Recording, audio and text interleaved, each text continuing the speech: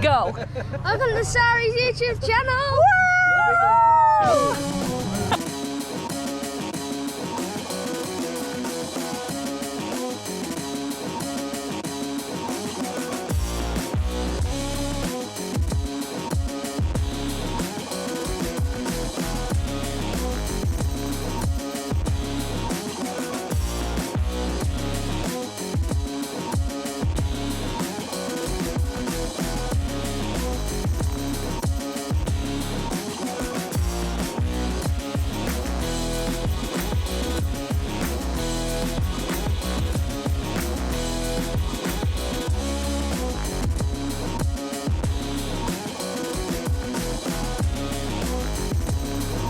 My absolutely favorite winter shoes.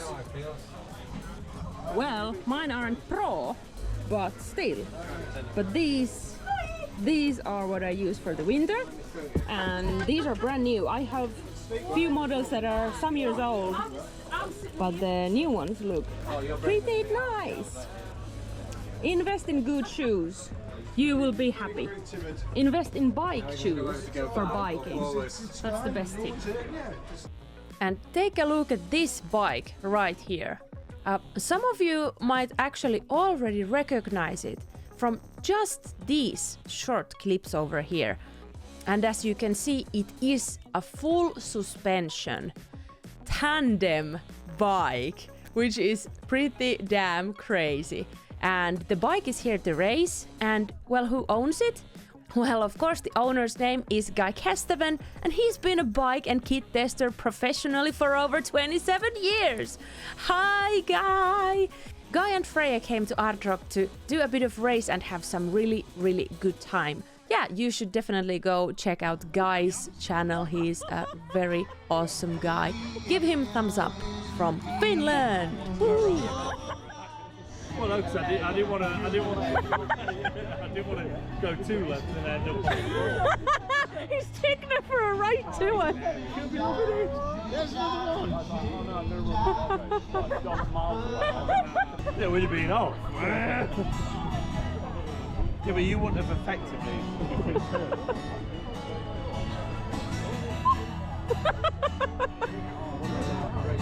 Off. Bye. That's the current longest jump. So sorry. Yeah.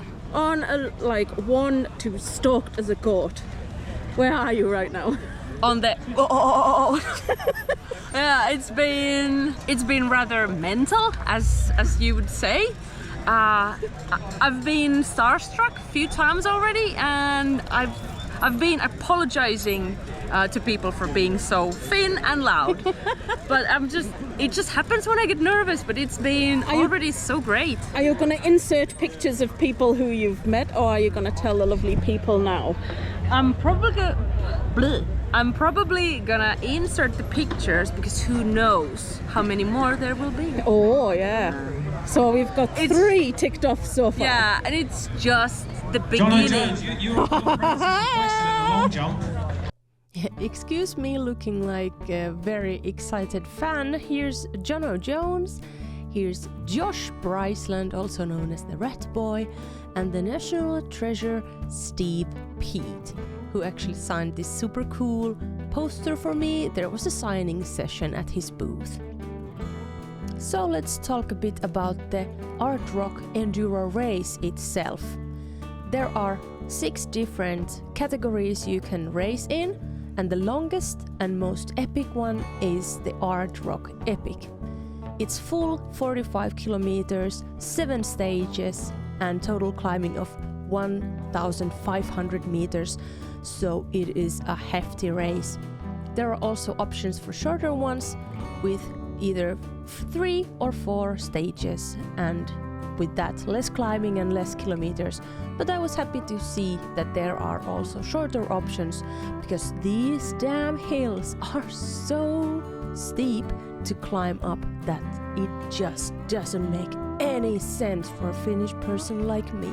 And the mud is very different here as well.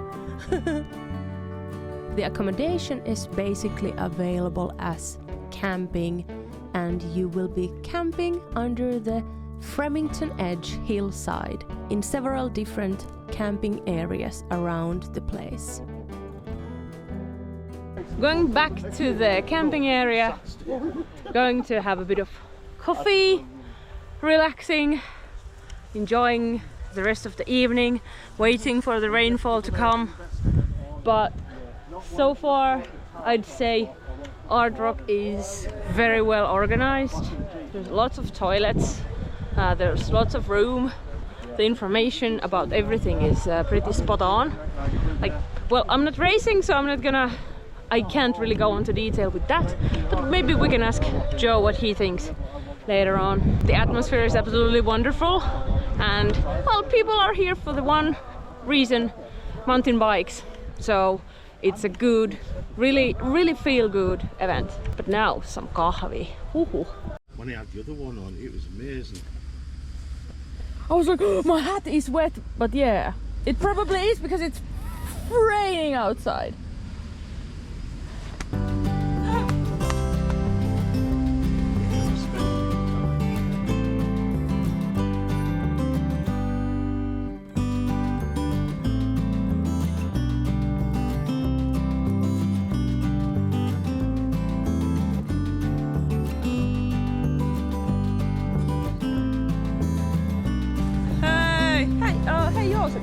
Let's take a quick Saturday interview. How are you feeling this morning about tomorrow morning? Tired, pretty tired. Yeah. Seems though we had a lot of rain. Yeah. But there would be no sausage on Saturday. Yeah.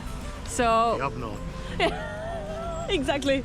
But yeah, let's go and see Saturday's happenings, and yeah. Despite these sleeping bags, I did sleep very well. So at Ard Rock, besides Ard Rock Enduro, there is also another race happening. And we found out about it after stumbling upon this mighty, magnificent, very mysterious map. We had a go at deciphering it, but we found actually that Mark, Dee's friend, is actually joining this race. So we had him explain what's going on. Right. Mark? Hi. That wasn't in the deal! Oh my god! Right, explain what this eMTB Bosch challenge is.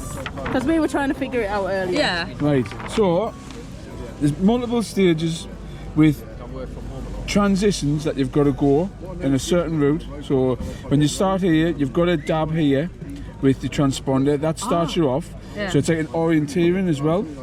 So if you see down here, there's an orienteering point A, then the next one will be orienteering point B.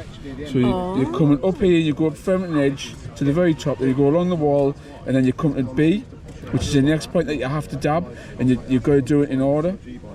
And then you follow the map, right. so it's a bit like, it is orienteering, you had to follow the map to see where you were going. Yeah. Then you come around here, and then you come to your first stage. So this is the Bosch stage 1. So that was a downhill stage, timed downhill stage. You come round to that there, you finish that one with a small transition. Then the next one is a Bosch no feet zone. So basically it was a small uphill section where you weren't allowed to put your feet down as you were going. Right. Is that up? Uphill. So Yeah. with rocks and stuff. So when you did that one, if you put your foot down, you get a 10-second penalty. But once you've gotten the 10-second penalty, there's no more penalties. So you just get 10-second penalty and that's it. Yeah. So then you're coming along here, so you've done A, you've done B, you've done Bosch stage 1, you've done the no feet zone. And then the next one was orientation C, which is that one there. Yeah. And then from C, you would then go to stage 5. So you come up this way, then come to stage 5, which is part of the main race as well. Yeah. Which is it is downhill but quite flat, quite a fast stage. You come all the way down to the bottom of there, and then you had an uphill, not an uphill timed one, but just an uphill section to come up.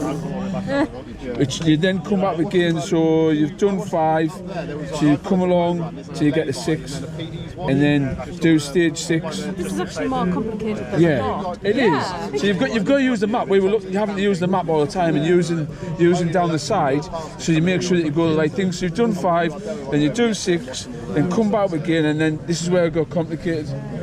So Yeah. After 6, you've got stage 7 advanced only, which is this one here. Yeah. So we run the advanced one. If you did the amateur one, you would do 2.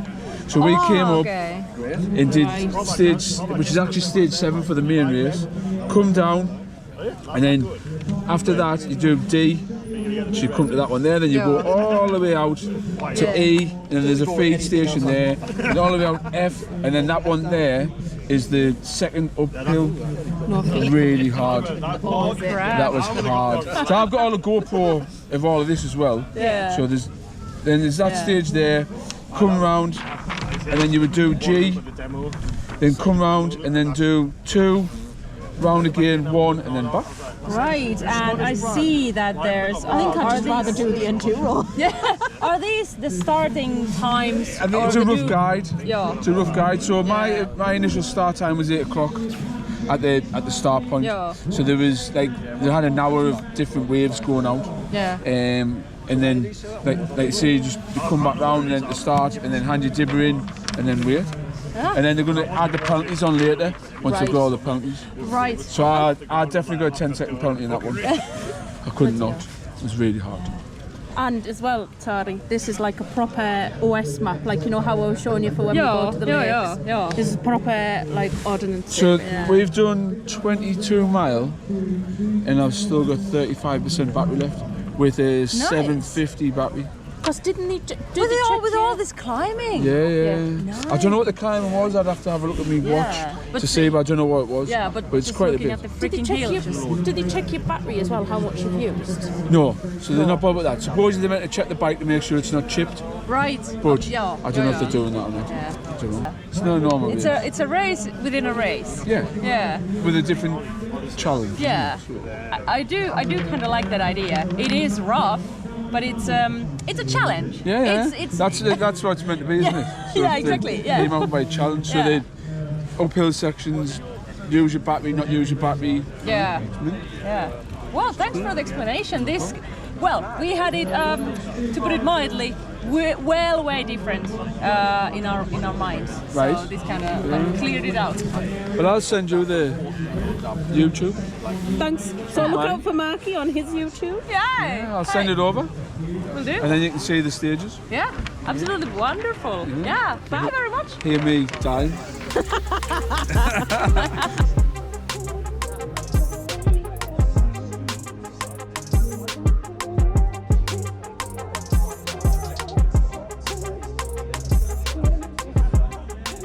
There we go. So Sari has just blown my mind with a measuring trick. Yeah, I call it a pant hack. And if you're in a place where you can't try on pants physically, but you want to be on the surroundings that if they are suitable or the size fits, you can do this. Remove the hanger, hangari, have them pants around your neck, like this. Like, let's have a look at the back. So just literally round the whole neck. Yeah. It's a measuring trick. Yeah. This way I know if they go around my way. Yeah, I don't know how it works, but it works. So this will be a bit tight. That's great. Yeah. Try it next time. Yeah. I didn't believe it until my friend made me do it, and I was like, am I being like, yeah, this hurts. Yeah, They're a little bit tight. this would be a little bit tight. But yeah, try and see for yourself. I promised today I will prove it, so we'll get back to that later. Died. So we've packed it all up.